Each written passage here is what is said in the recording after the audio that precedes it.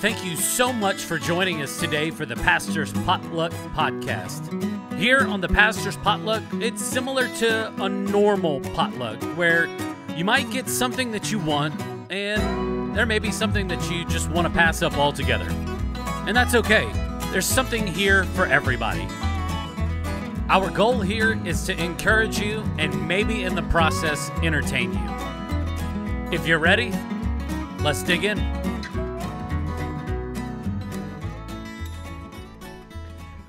Well, thank you so much once again for joining us for another episode of the Pastor's Potluck. We've got a really good one today. We're going to be talking about leadership, maybe a little bit about our leadership journeys, but we hope that today just inspires some people to maybe take the next steps in their leadership journey. But before we get into that, what's up, man? How's your day going so far?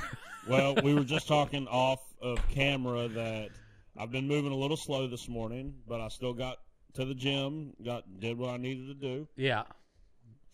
Got my quiet time in. So I've done. It's one of those deals. Like I was thinking this morning when I was going to the gym, and I absolutely didn't want to because I was out late last night. I went and preached down in Huntington. Yeah. Went out to dinner with the pastor and his wife afterwards. Got home late, just tired, but it was one of those deals. Like I woke up, I was laying in bed this morning. I was having this conversation in my head, like, oh, maybe you could just go after work. It's like, you don't have time after work. Maybe you could just go really late tonight. If you wait till late tonight, you're not going to do it. Yeah. And I just had this conversation in my head, and we'll probably even get into this a little bit. Yeah. With this topic. But I said, Scott, what do you want the most? Do you want to wake up tomorrow knowing that you did the right thing today, or do you want to regret that you wasted a day on this journey of trying to get healthy? And so I got out of bed. I told you, I don't even remember being at the gym. I felt that bad. Yeah. I did my exercises. I walked my mile that I normally do. I got it in, got home, and laid back down for a little while. Yeah. And, so it's been an interesting morning, but I'm really, challenged by this whole, discipline. Discipline is not just doing what you're supposed to do on the days that you feel like doing it. Yeah. And that's a hard thing for me because I've not been a real disciplined person most of my life in a lot of areas. Like if I don't feel like doing something, I just don't do it. Yeah. But I'm trying to just say, I'm sorry, what I feel like doesn't get to determine what I do. So I did the things this morning that I was supposed to do, fought through it, and now I'm starting to feel pretty good, even though there's still a lot on the to-do list today. Yeah, for sure. I'm going back to do something I haven't done since last year, actually, this afternoon. I'm going to the it's called Harmony of Southridge, okay. I think. It's the Senior Living Center. Okay, yeah. Up here in Southridge. So I ran their Bible study for them for 3 months last year, and they contacted me and wanted me to come back. So I'm doing the next 6 weeks every Thursday afternoon. And that's cool. I love it. It's only sometimes only 2, 3, 4 people that go, but these people are so sweet. Yeah. And I love going and teaching people the Bible, no matter who they are, and so I get to do that this afternoon. So I'm pretty energized by thinking about getting to go do that. Yeah, it's one of those things that whenever I'm old, and obviously my kids will probably put me in a nursing home because they don't want to tolerate me whenever I'm old and senile and grumpy or whatever. But I think it's just so awesome how no matter what point those people are in their lives, they're still being faithful by continuing to learn, continuing to open up the Bible, continue to seek God. And it's just amazing. Yeah. Now, I want to kind of get back on the topic of your daily routine and, kind of doing things whenever you don't want to. And and I think that us as leaders, one of the things that it often gets overlooked because I feel like we do a pretty good job of leading people. I think in our workplace, we're doing a good job. We're always thinking outside of the box. We're always trying to implement new things and trying to train people and lead people doing this. But one of the things that affects the way that we lead people is how we lead ourselves. Yeah. And I think it's awesome that you have started this journey to where you, like you mentioned, even on the days that I don't feel that I don't feel bad or that I feel like terrible, like I'm still going to get up and I'm still going to do it. What is it, the end result that you're wanting to see in your personal life that is the motivating factor in leading yourself well? Yeah, it's a lot of that. It's having the proper values and knowing what I want the most and knowing what God wants for me the most. That motivates me as not a typically super disciplined person in every area of life. So, like, if you work with me, you would think that at work I'm a very disciplined person. Like, I work off of a to-do list. I've got my schedule. I'm crazy about keeping my calendar. Try to allow for very few, changes in that and stuff. So at work, there's a lot of times I would probably look really disciplined in a lot of ways. But then outside of that, there's a lot of undisciplined areas. And so I think what's helping me the most is, like, I know that this is something that God wants in my life for me to be healthier. Yeah. It's also something that I want. Like, I want that. I'm tired of the frustration of being unhealthy in every possible way, too. Like, I want to be healthy physically, but I also want to be healthy spiritually. So that means that even when I don't feel like reading my Bible and praying, I still need to read my Bible and pray. And for all the super hyper religious people that are like, oh my goodness, a pastor that doesn't always feel like praying and reading the Bible, that's just real life. Like, sometimes I would just rather sit and not do anything or watch TV. Like, this morning I didn't want to get out of bed this morning because I was rewatching the USA curling team. They played Sweden yesterday, so that was the rematch of the gold medal game from 4 years ago. And so, but, like, eventually I had to get out of bed, take a shower, get to work, get the stuff done that needs to be done, even when you don't feel like doing it. And a lot of that is because that's what I want the most. God has now given me the desire to go after the vision that he has for my life of being healthy mentally, spiritually, physically. And I think whenever we finally allow God to show us what he wants most, and that aligns up with what we want the most, then that right there will give you discipline on the days that you don't have the desire to do what it is that you should be doing. So when the desire's not there, the discipline has to take over, and that's what that's what I'm learning through this 40 days of prayer and fasting that we've been doing here. It's been huge. Yep. Because it's not just that I'm making physical changes, but it's also that I'm trying to be more disciplined spiritually. Because that's an area that goes hot and cold for me, just to be honest. And now it's like, even when you don't feel like doing it, you need to do it. Yeah. Because even when it feels like nothing's happening, you don't realize that the discipline of doing it when it doesn't feel like it's having much effect because you didn't want to do it in the first place, it's actually building that discipline. And eventually the discipline will cultivate desire in our lives. And so that's personally what I'm trying to do. Yeah, it's funny how like, if we all could just, like, take a step back and just kind of, like, look at ourselves and kind of do, like, really good self-evaluating and even asking, like, other people to, like, look at us. But for the most part, if we do it ourselves and we see something that we don't necessarily like, but we have a hard time implementing the discipline. I was listening to the Craig Groeschel Leadership Podcast, which is really, really great for anybody that wants to just become better versions of themselves, whether or not you're in leadership or not. But if you can lead yourself well, then you become a better version of yourself. But he said the habits that we create tomorrow or today begin to change us into the people that we want to become tomorrow. So, and there's nothing that's too big or too small that we can begin to implement to start to see the change. You know, like, obviously you want to become a better version of yourself, healthy, and a healthy version of yourself. So you started going to the gym, but it wasn't like you started going to the gym and started putting the pins on the bottom weights and started lifting, because then you would just, like, you would kill yourself, physically. But you began to do something that was just so small and get into the routine of doing it. And that's, get on the treadmill, do this, start to lift this amount of weight.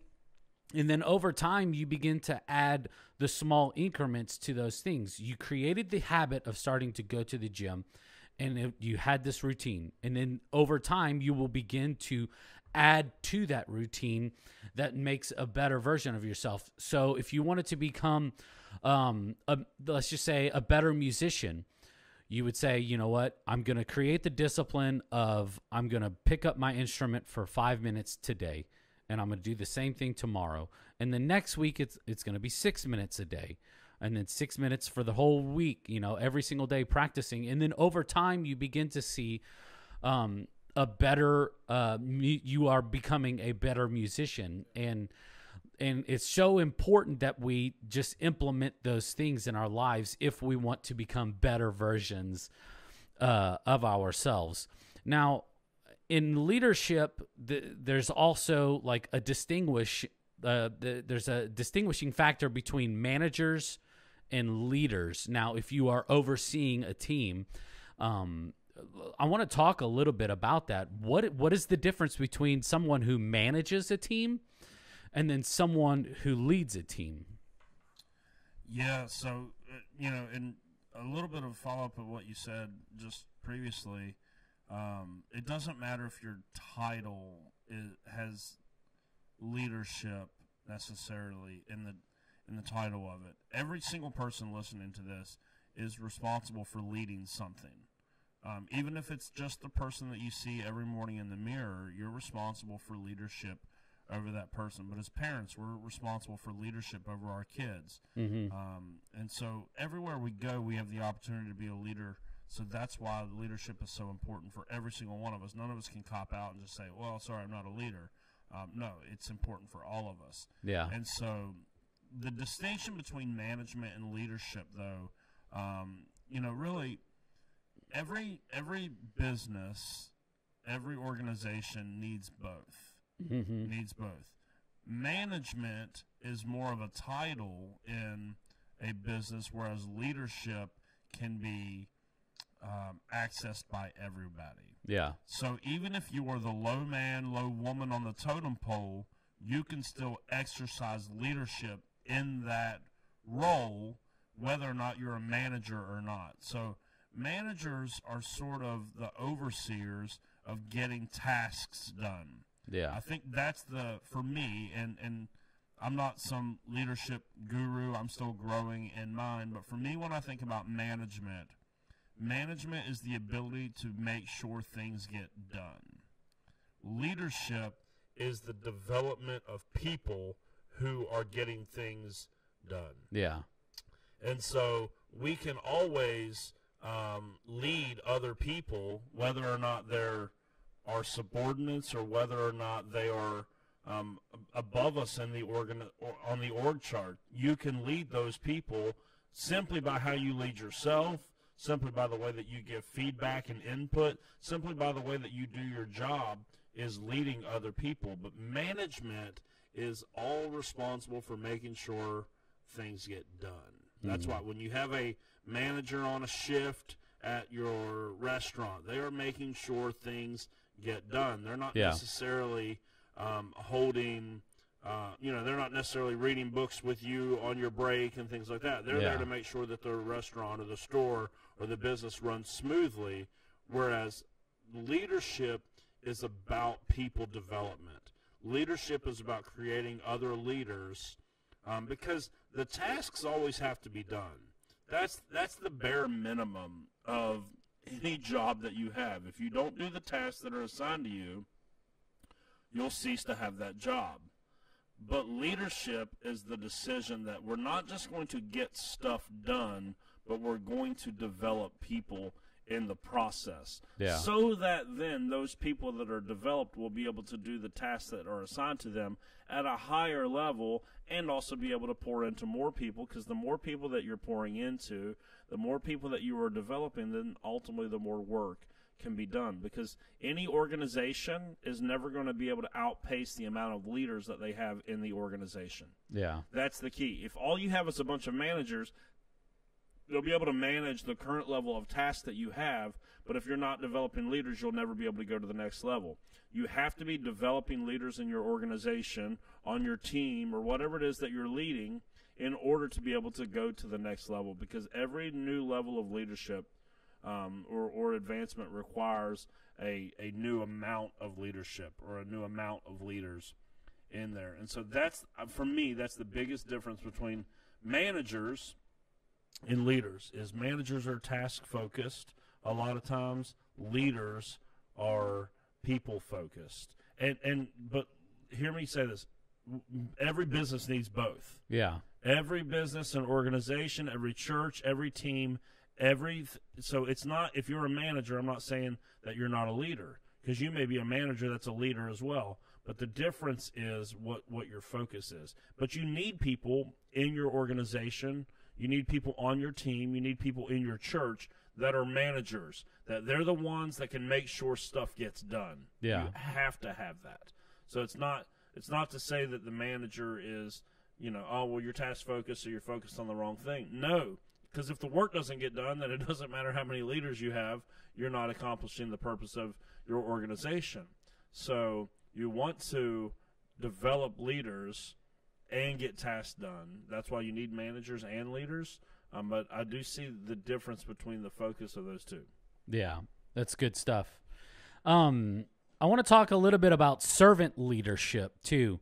In about as clear as you can put it, what is your definition of servant leadership?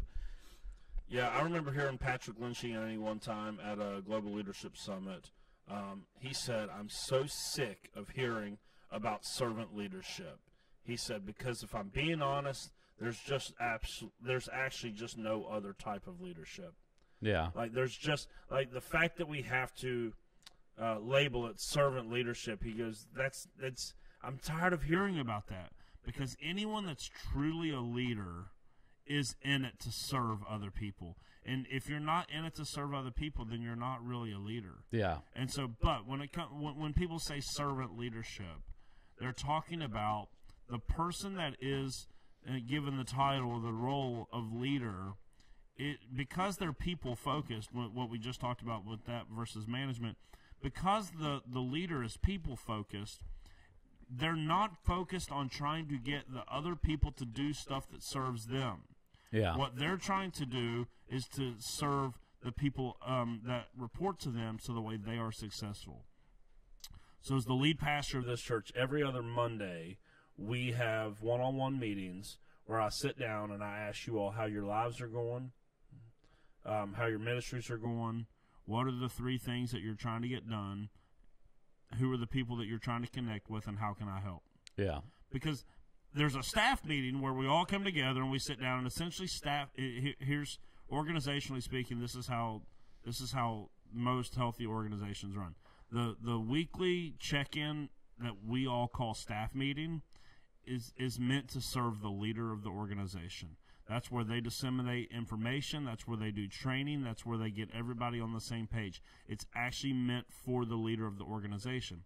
But the one-on-one check-ins that you have with your direct reports and things are meant to serve your direct reports and your employees. So that way you can make sure that they are successful. Because the way that I am most successful in my role as a leader is if the people that report to me are successful. Mm-hmm. Because as the lead pastor of this church, for instance, if I got up every Sunday and had a world-class sermon every Sunday that people can't stop talking about, it's the greatest thing they've ever heard, and yet, let's say our building is dirty, our music is bad, our kids' area is unsafe, and nobody is there to open the doors and greet the people when they come in, then it doesn't matter how well I just did my job, because all of the people beneath me are failing. Yeah. And so therefore I didn't lead them well. And so I did my job really well, but I let everyone else fail, and then ultimately what I did ends up not mattering that much. Yeah.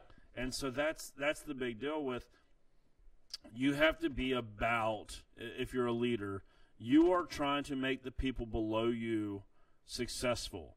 They do not work in your organization to make you successful.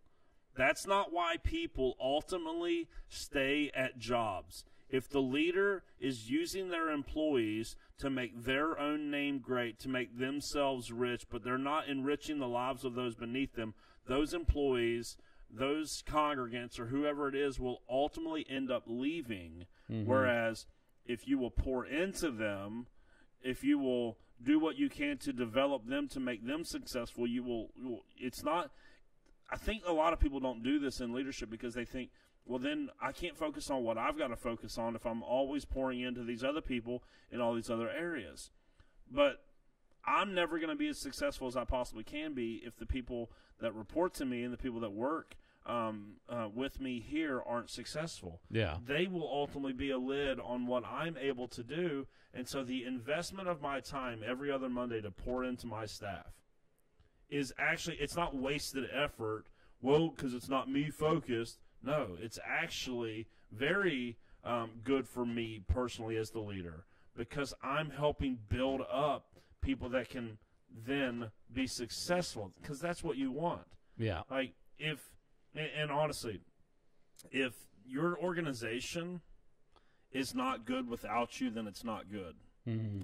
It's just not. If there's not people beneath you in the organizational chart that can do what you do and that could lead the way that you lead, then you're not a healthy organization. So if you were to get hit by a bus tomorrow and your ministry couldn't continue on Sunday, then you have not done a good job of raising up leaders. Yeah. If you were to get called to go somewhere else to do ministry, or you felt the Lord told you, hey, quit your job and go do this, and the ministry takes a hit, it's because you didn't develop leaders. They were all there to serve you and to platform you when you should have been platforming them and building them up to be the next people to take that role. That's what ultimately serves the organization the best, is when the leader decides that the organization does not exist to prop them up, but rather they are the lead servant of the organization. Yeah. They are the lead servant. They are there to make sure everyone else is successful. And leaders, if the people that report to you are not successful, you are not successful. No matter how good you do your portion of the organization, if the people beneath you are frustrated and failing, then you are ultimately not winning. Yeah.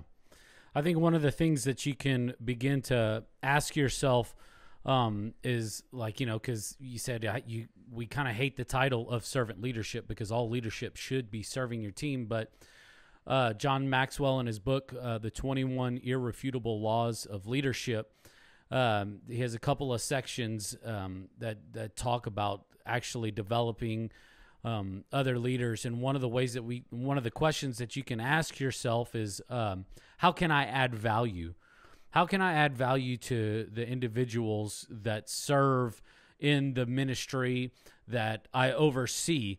And another question that you can ask is, what does my team need from me to be successful? And if you don't know the answers to those questions, it's totally fine. You can ask them, hey, excuse me, what can I do that's going to help you out? What do you need from me that's going to make you more successful? Am I doing a good enough job of making you feel appreciated? And having those real and sometimes often tough discussions, but that's what helps create you to become a better leader of, the better leader that you possibly want to become. Is how can I add value to you? How can I pour into your life?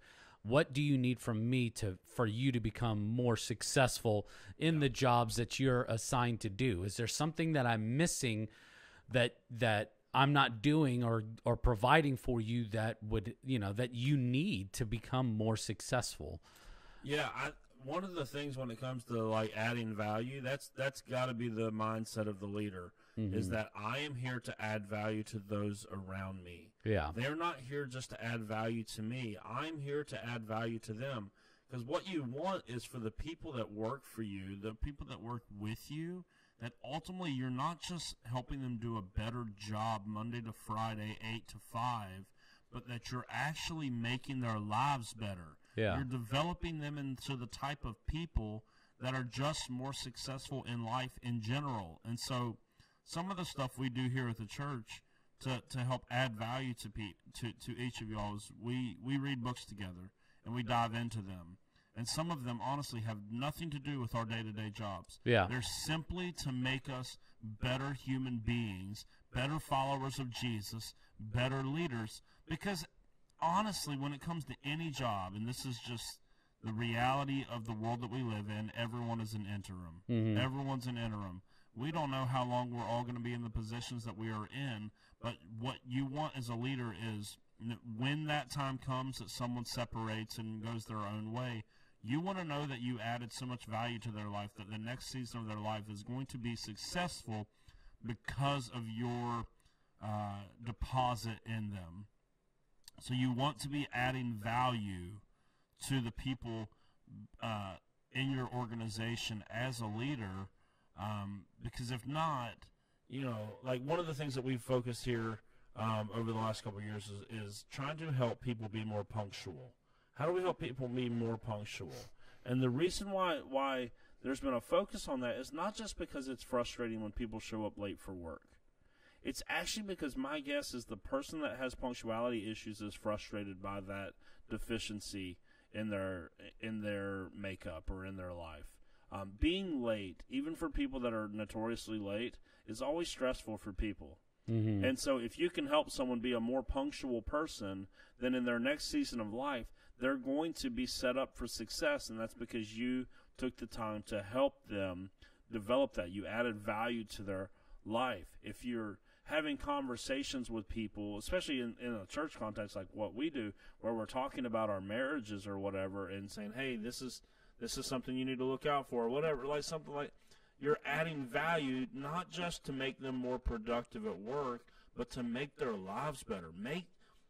Leaders need to help people be better moms and dads and better husbands and wives and better citizens, like in all aspects of life, and not just like there's a lot of training that is all task focused. Yeah. But you'll realize, like, and there's value in that. We have to have that. Like, we go through trainings and stuff that help us be better at our jobs, of course. But we can't forget that, like, especially if you work in a church, you're in the people business. Yeah. You're in the developing people business. But honestly, I think that's true of any business you're in, no matter whether it's secular or not. If you've got people that report to you, that work with you, that are committed to your vision as the leader of the organization, then you are responsible for making sure that those people are being properly developed in every facet of life, and not just make sure that they are as productive as possible to make you more money. Yeah. Ooh, that's so good. It's just, it kind of all stems back to like what you mentioned earlier. Like, if everybody in the organization is getting better at what they've been asked and called to do, and that's if, like from all the way from the top. So for us, it would be you, the senior pastor. If you're getting better, then everybody below you gets better. But then it comes to a point to where like all of us as staff pastors, like just because you keep on getting better doesn't automatically mean that I'm going to get better. Because you're getting better, you're challenging us to get better. It's like a direct conversation that you have, but it's also indirect as well, because we're seeing the choices that you're making as a leader, and we're seeing the successes that you are having as well. And it's almost kind of like contagious. But then everybody that's getting better in the organization, the whole organization gets better. The impact that we have is better. The influence that we have is better. The changing of just this current where we're at in the map. Everything around us is getting better because we are all getting better. We're all being challenged. We're all growing. We're all developing other people. And like you said, it doesn't matter from the top or all the way down at the bottom. There's always room for growth, and there's always room to lead yourself well and lead others well. Yeah, and in any good organization, health flows from the top. Yeah. If the person at the top is not healthy, the rest of the organization will not be healthy. So if you for me,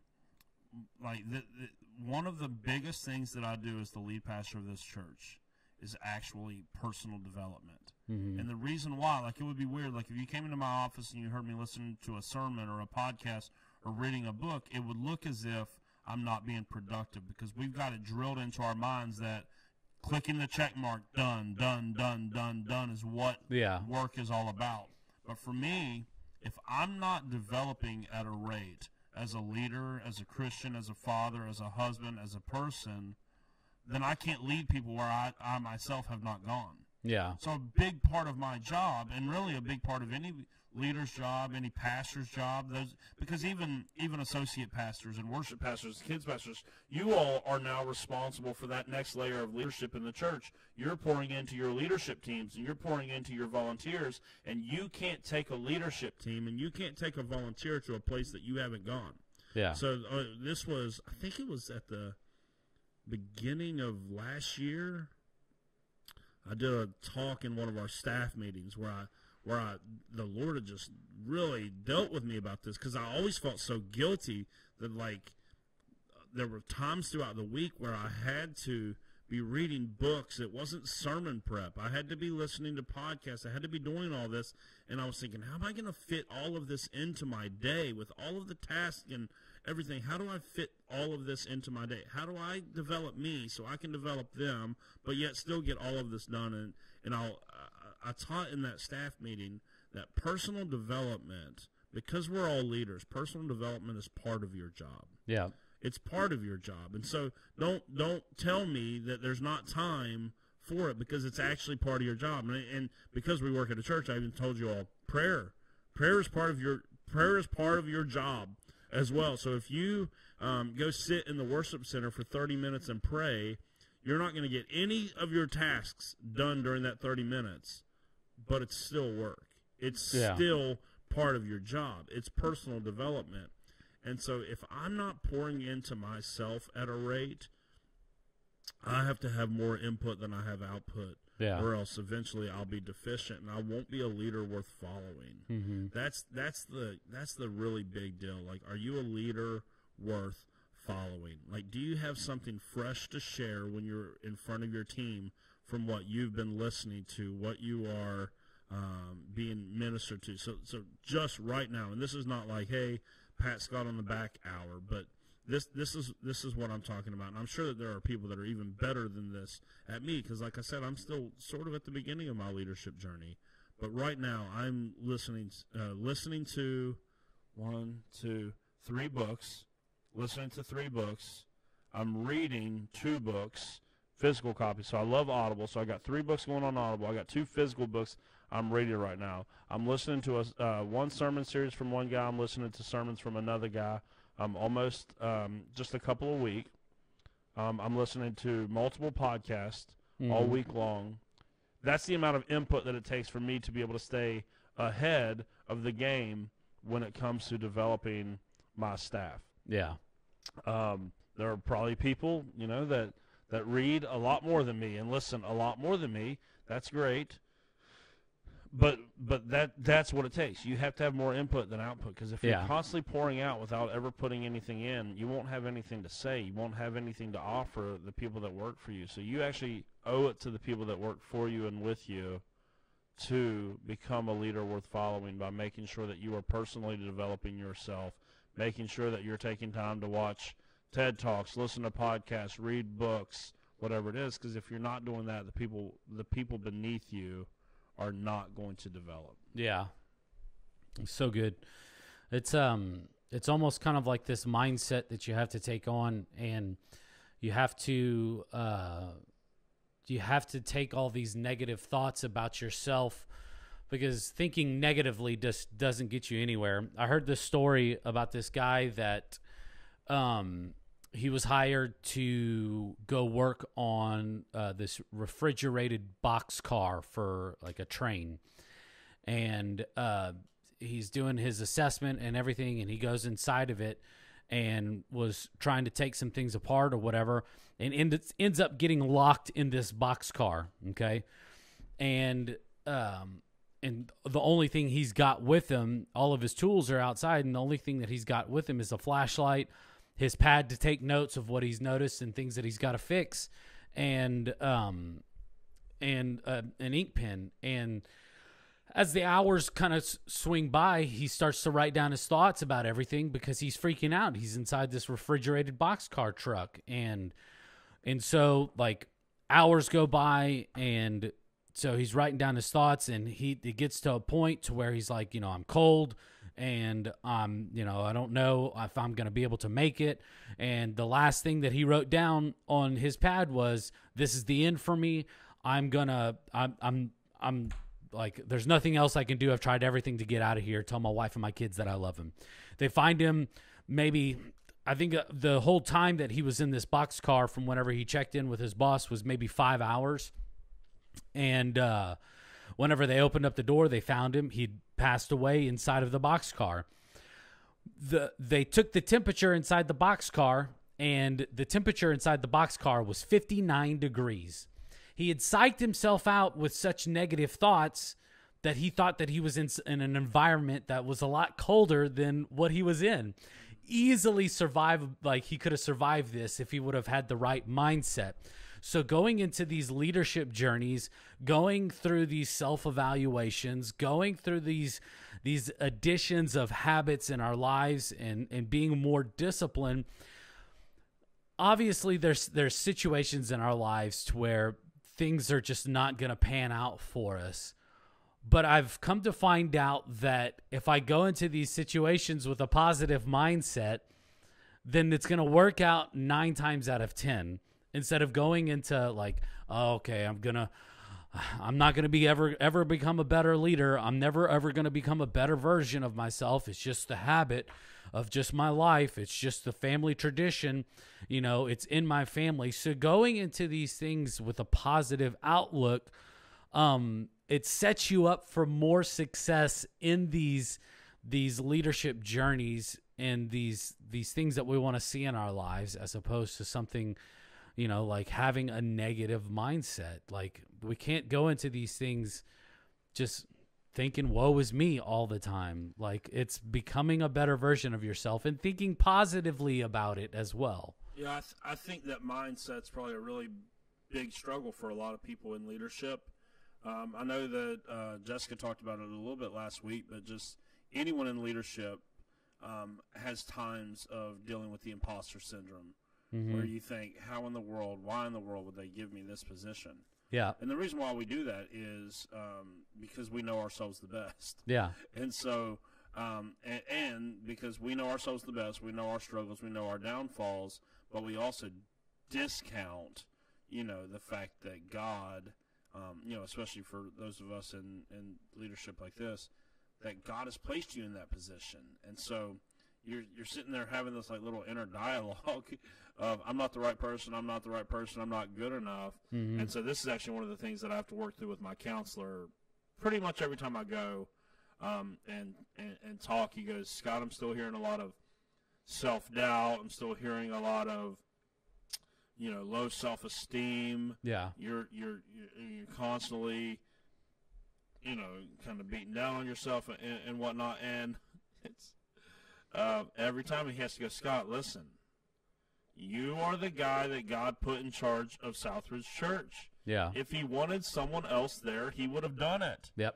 And so at the moment that you don't feel like you're the right person, you're literally just arguing with God about it. Because for whatever reason, you're the one that he wants there. And so he has to repeat this to me almost every single time we're together, because it's so easy to forget and to feel like, no, I'm not the right person. I don't have what it takes. Oh, I can't believe I still struggle this way, and yet I'm supposed to be the leader of this church and all of that. And That's how our enemy gets after us, is trying to make us feel unworthy, trying to make us feel like we don't have what it takes and whatnot. But look, if you're a person of faith and God has put you where you're supposed to be, then you're going to have to trust that He actually knows better than you.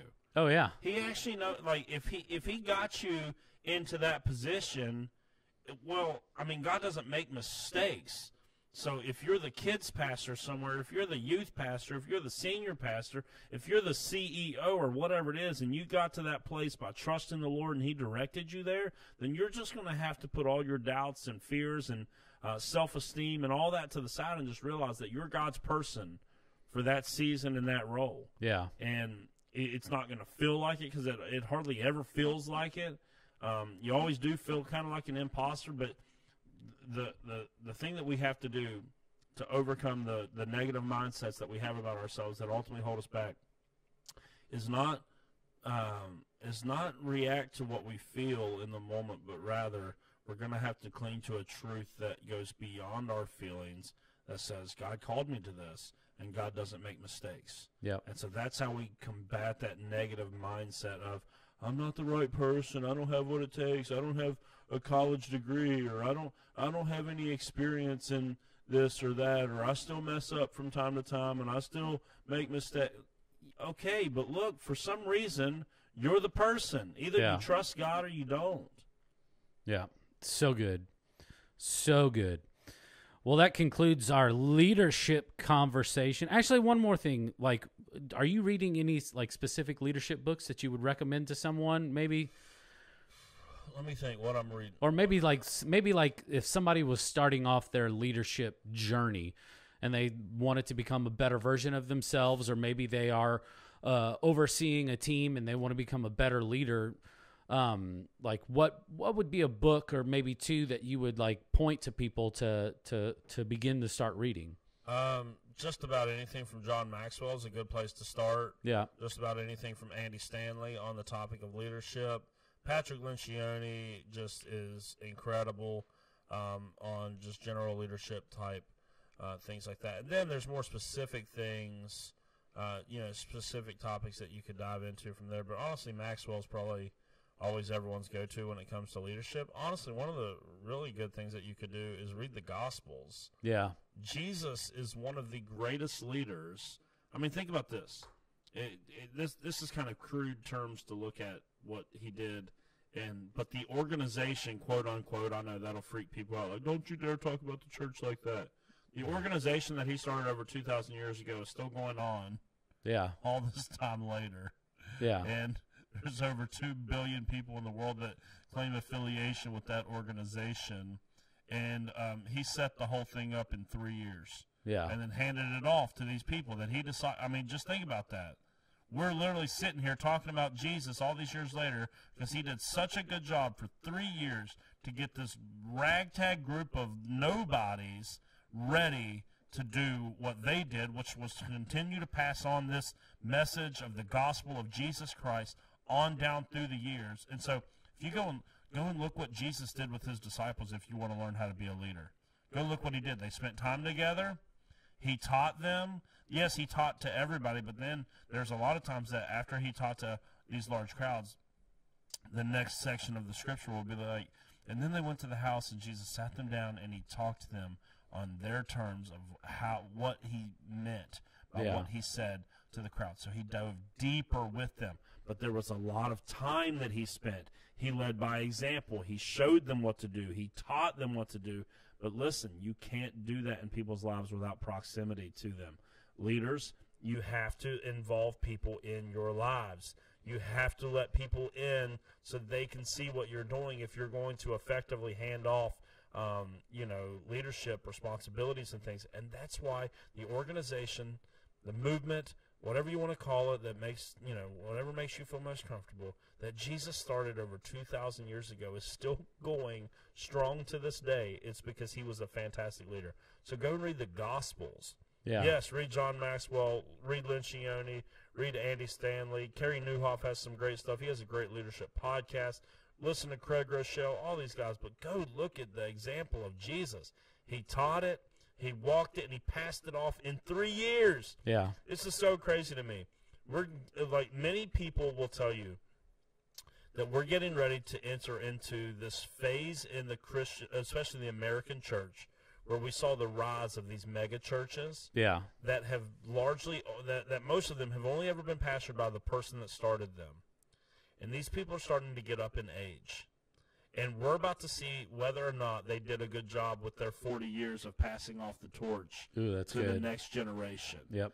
Because a lot of these places are founded upon almost like some sort of celebrity, one man, key person, and if they're not raising that next person up when that transition happens, that church is going to get rocked into the future, and not for good. And so Jesus only had 3 years to do it. Yeah. Some people hand off businesses after 30 years, and then they fail when the successor comes in because the business owner never poured into the next. That's Nobody so likes good. to think about succession. Yeah.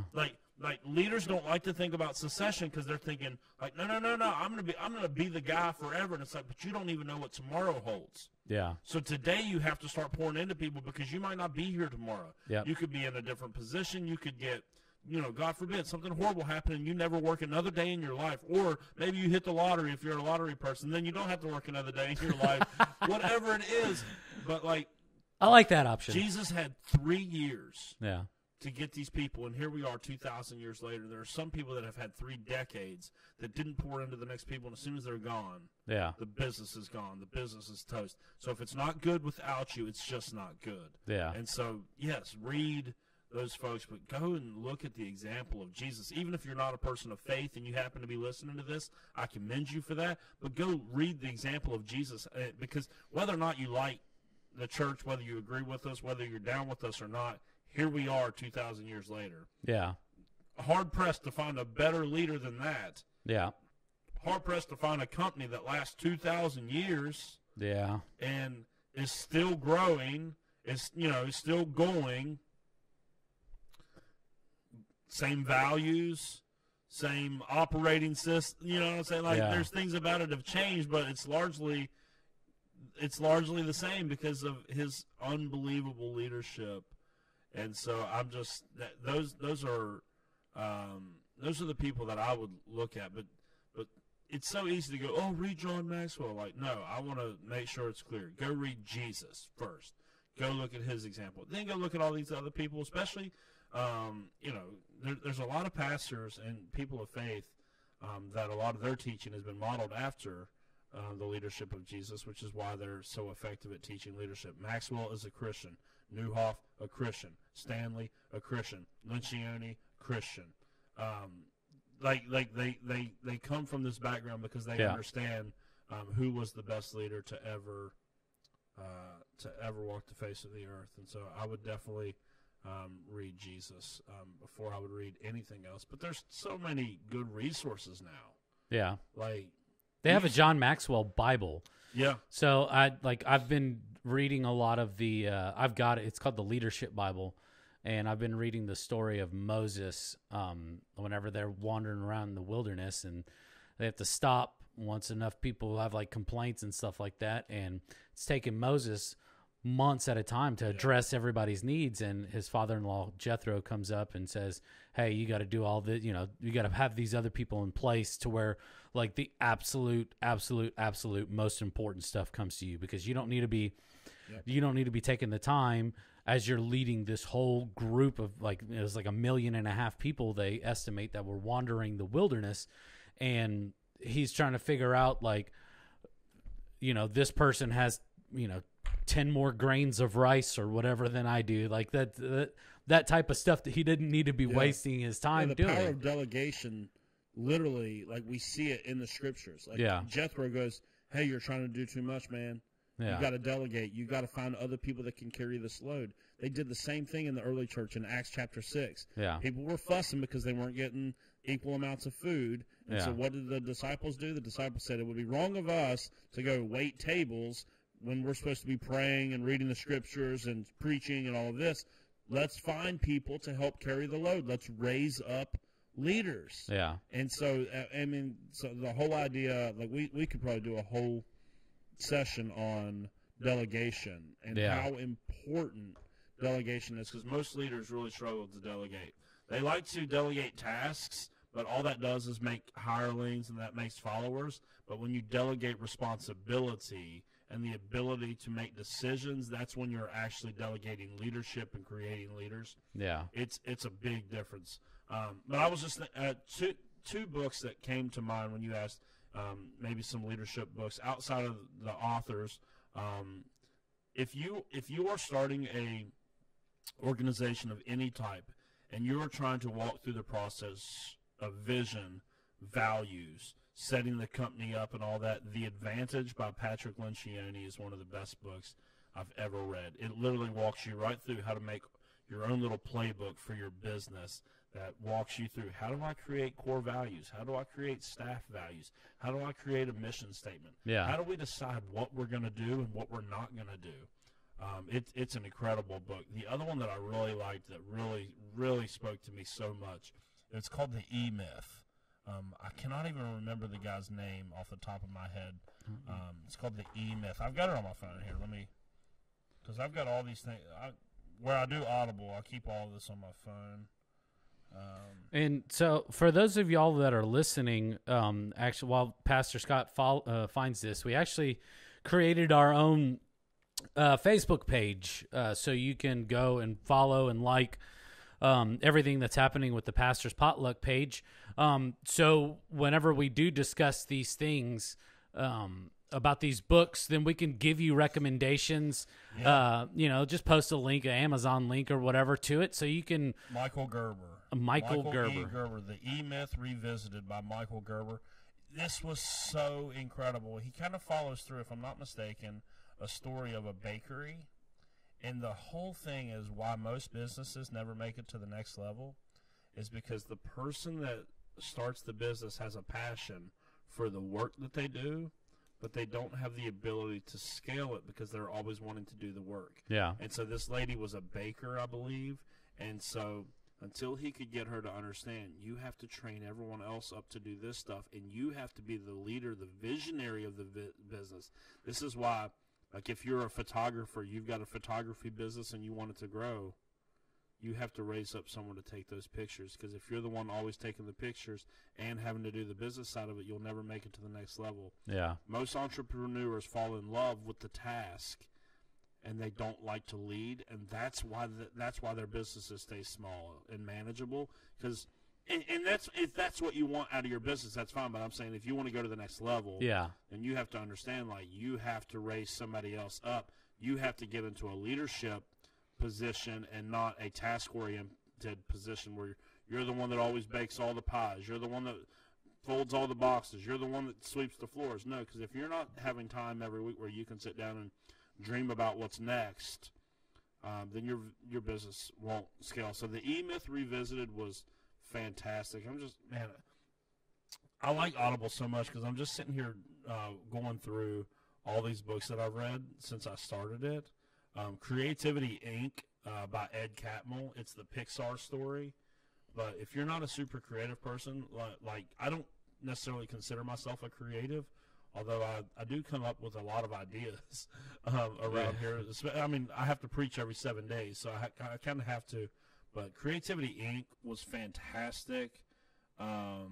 Necessary Endings, Henry Cloud, anything by Henry Cloud, but Necessary Endings, Boundaries by him. Henry Cloud is just incredible. What else? Yeah. We'll post the link to some of these books if that's something that you would like to. Shoe Dog, man, the story of Phil Knight and how he started Nike and that whole journey. Biographies of people that have done great things are super helpful as well. So I could keep on going on and on, but I won't. But there's so much. As I'm looking through my Audible list right now, I'm just like, I remember reading that, like the Disney story by Aaron H. Goldberg. Yeah. Just walks us through how Disney got to where they are. I read one about Michael Jordan. Just learning from these people that have done amazing things, and you start realizing there's a lot of similarities in the people that did amazing things in life, and so there's certain values and characteristics of these folks Yeah. That really, really help someone be successful in leadership and successful in life. Awesome. Well, that moves us up to our mystery meat segment. Yeah, you haven't had a good one in a while, and I don't know if we I discussed. listened last week, and I'll tell you, cereal is cereal. All right. Well, this is along the similar lines. So, I mean, but you have to take a step back. You can't just like automatically think, oh, well, I've always thought this way, and this is the way that it is, and this is the way that and this is a very thought-provoking questions. Is a hot dog a sandwich? Is a hot dog a sandwich? Yeah. I mean, sure. Okay. Let me do you one better. Yeah. Is a hot dog a taco? Is a hot dog a taco? Yeah. No. Okay. Think about it. Yeah, no. You jump to conclusion really fast. No, it's not. It's on a bun. It's not on a shell. But it's a piece of, but technically a taco, soft or hard, it doesn't matter. It's the same thing. They just make one of them crispy. Okay. But so is pizza. But pizza ain't a taco. But look at how it's wrapped and how it's formed. A taco is like a U shape with meat in the side of it. So a bun would essentially be like a U shape with meat in the middle of it. So would a hot dog, like a meatball sub, is also not a taco? But can it be? No. Well, is it's a taco? On a bun, it's not on a shell. Is a taco a sandwich then? Is a taco a sandwich? No. Well, I would be okay with a taco being a sandwich just because it's a handheld thing like that. But it's not. A taco is put on a shell, whether soft or hard. Yeah. It's not bread. It's actually a shell. Well, I mean, flour tortillas is a form of bread. It's like unleavened bread. Yeah, but they're not. They're shells. They're not bread.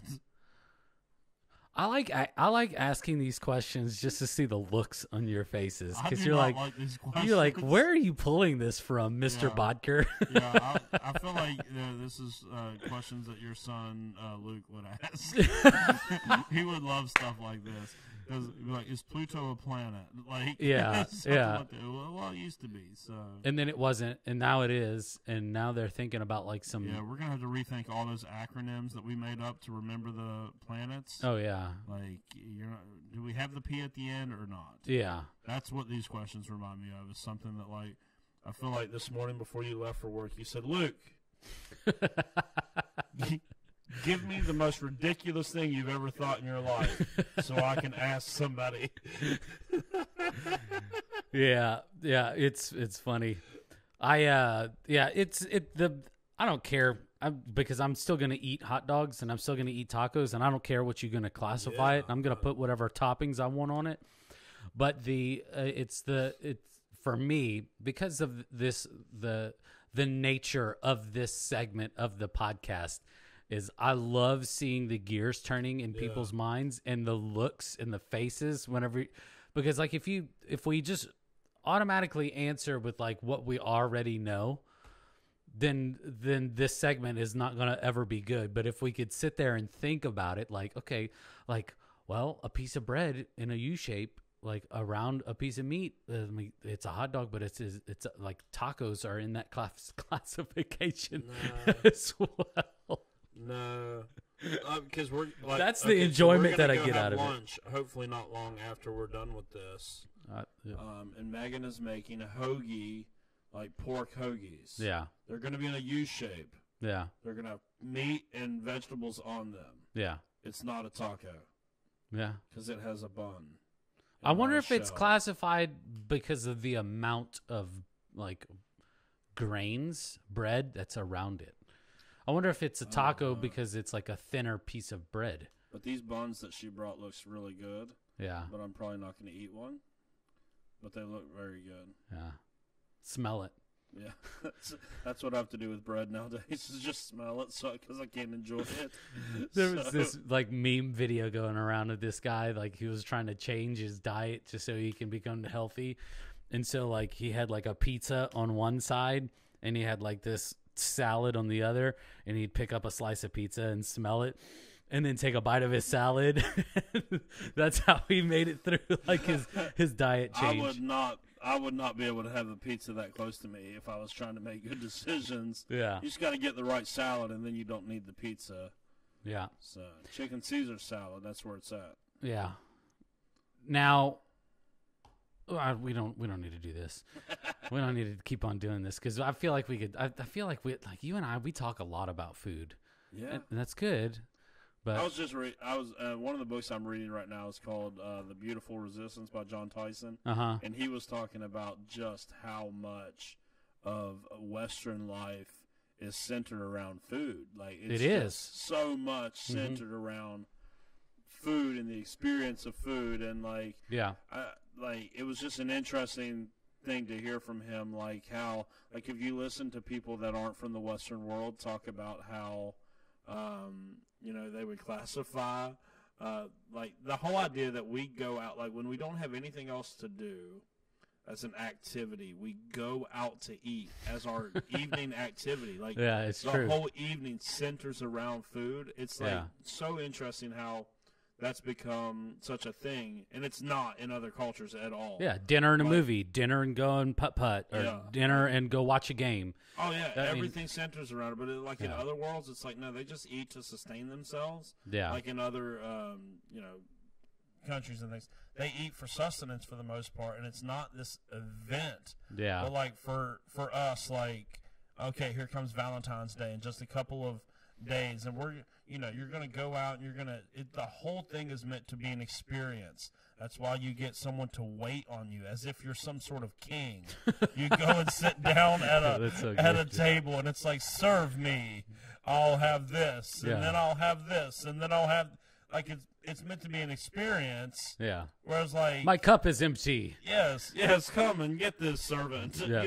Top this off with fluids, who do please. We think that we are. It's so funny, and I'm the worst of all. Okay, so because I hate eating at home. Like I love eating like at restaurants because I like the experience. Yeah, and I like that we don't have to clean up. Yeah, like so I'm not casting stones at anybody because I don't know, tonight, tomorrow, multiple times this weekend, next week, I'll be out to eat. Okay, yeah. So I'm not saying that this needs to stop. I'm just saying it's a really interesting, like very Western thing. How much our lives revolve around food. Yeah. Like, hey, like, I don't know, we just send messages. Hey, what are you doing for breakfast tomorrow? What are you doing for lunch? What are we doing for dinner tonight? Like, we just talk about it all day long until we finally have it. And then as soon as we have it, like, I wonder what we're having for breakfast tomorrow. Like, it's just such a big... It's a vicious cycle for sure. It really is. It never stops. Like, hey, we're getting ready to go on a road trip. What do we need? Snacks, of course. Yeah. Why? Like, if you were just sitting at work, you wouldn't, like, if you were spending the same 3 hours doing anything else other than driving in a car, you would not need a bag of chips with you. Yeah. But because you're in a car, you've convinced yourself, I need a soda and a bag of chips. Yeah. And some Twizzlers or whatever it is. Yeah. Like, and then the whole, this is the way that I travel. The whole thing is broken up by the meals that we're going to have. So we're snacking in the car until we finally stop for a meal. Yeah. So what's it? Didn't you just eat the last 3 hours? Yeah, but that was a snack. That wasn't lunch. Yeah. And then you snacked the whole afternoon, and then you stopped for dinner. Yeah. It's funny. It's such a Western thing, like, for us. Like, I just would love to talk to somebody from a third world country or just somebody in the East that just gets like, what is wrong with you all?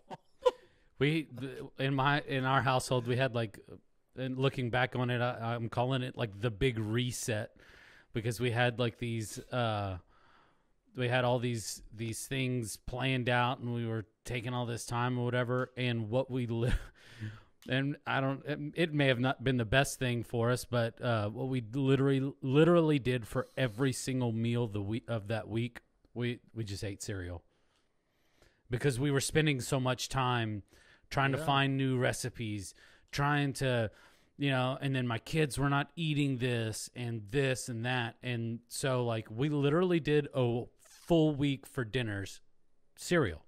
That is my dream come true. Yeah, we could have adopted you for a week. Yeah, I would love that. Although currently I'm not interested in doing that. any other day of the week, I would be down. As long as it was different cereal every night, I think. Yeah, I mean, Have a we variety. I think we had like 3, whatever, to choose from, and 3 or 4. But what it did is, like, the next time that we cooked, we didn't have any complaints, and we still haven't had any complaints since then. My daughter, she's always like, she for some reason she hates onions. She hates raw onions. She hates them cooked. And usually, like, whenever we prepare something, it's always just like small onions. Like, we chop them up really small, and there's never any raw onions in it. And if you cook them down enough, like, they just disappear. It's just, you get the flavor from it. And after that week of nothing but cereal, I made a big old pot of gumbo that we ate off of for like 4 days, which was fantastic. Because every single day it's like it gets better. It's just like soup or whatever, like the next day soup is that much better. But there was no complaining, and she knows that I put onions in gumbo, and it's just. I don't think our kids would ever bounce back from that, because then their issue would be like, well, we got to have cereal for a whole week. Why can't we have it for another week? Like, because our kids are such picky eaters. Like, well, then oh you get to bring up goodness. the question of is soup cereal, Yeah, and we'll is just cereal call it soup? tonight to make you feel better, but Yeah. they would literally want to eat cereal every night and every day if they could. Yeah. Because, like, our kids, we are constantly having to make 2 different meals. They will never eat what we, and it's one of those deals. Like, you feel like as the parents, you're like, you got to put your foot down, make it, bro. There was one night we were trying to get Landon to eat something, and we said, dude, if you don't do this, it was like 6 o'clock in the evening, like not even close to bedtime. I said, Landon, if you don't eat tonight, man, because we'd been dealing with it for like 10 days straight or something. So, dude, if you don't eat tonight, you're going straight to bed right at 6 o'clock, and you're not coming down until the next morning. So he's just like fighting like crazy with this meal, acting like he's going to puke, and eventually he literally just throws his hands up and goes, I can't do it. It just goes to bed for the night. So it's like, That's the way it was in my household, but it was like every day. It's like, look, this is what I'm making. This is what you're Yeah. eating. And if you don't want to eat, then you don't eat. Like, and if I catch you Yeah. eating like the garbage, the chips, and all this other I do stuff, feel a little bit responsible for making sure my kids eat something, though. So he'll eat. I don't know. I'm still around. My Yeah, kids are you still made it. alive, because it's a rule in my household too. Like this is what we're eating, and he'll get hungry enough. I promise you. Olivia's better about most things, but Landon is like mac and cheese, even like unhealthy stuff. He doesn't even like all the unhealthy stuff. I'm like hamburgers or things that anyone else would. He don't like hamburgers. No. Yeah, But here's the crazy thing. That's- He likes that's- bologna. What kid likes bologna but doesn't like a hamburger? does he just like it cold, like right out the package? Yeah, Pull the he string likes- around the side and He just eat it. likes 2 slices of bread with just bologna. No toppings, no mayonnaise, Not even cheese? no mustard, no cheese, nothing. Just a slice of bologna and 2 pieces of bread. It sounds like it's the driest. For real, yeah. I like bologna sandwiches, but I gotta have mayonnaise, sometimes mustard, and if I got Doritos, crushed up Doritos on it, Oh yeah, that's even better. that's fire. But he just wants a slice of bologna and 2 pieces of bread. It just reminded me of like the junk I would eat whenever I would come home hungover. We had I would just make the most random things. Whenever you said a bologna sandwich with like nacho yeah. cheese Doritos, that was like my go-to. Yeah. Oh, we had people over Friday night. Megan makes this big pork loin and mashed potatoes and all this stuff. Landon won't eat the pork. So I said, you know what? Just go to the fridge and get some bologna. So he's eating like, we're all got pork on our plate with these carrots and mashed potatoes, and he has a slice of bologna on his plate. Is he That was eating it his- with like a fork and a knife? Yeah, it was like, this is so funny. Here we are trying to have this nice dinner, and he's got bologna out. That's so eating funny. it. I was like, oh, Lord, help us. That's so good. Well, man, I really appreciated the leadership conversation. I thought it was just amazing. I hope that, I'm challenged just to continue to grow to become a better leader. and to grow in my leadership. And I hope that somebody that listened to this today is challenged to grow in their leadership as well. I'll post the links to throughout the week to kind of help you get by through until next Friday. But yeah, to all these books that we talked about, really appreciate you taking the time to dive into leadership. And hey, I hope you have a great weekend, everybody, and we'll see you next Friday for another episode of the Pastor's Potluck Podcast. Thank you so much for listening in with us today. We really appreciate it. If you haven't done so already, go ahead and hit that subscribe button. You can also follow us on social media, on Facebook, Instagram. You can also watch the video version of this on YouTube as well. All you have to do is search up the Pastor's Potluck Podcast. From all of us here, we want to say thank you, and we'll see you next week.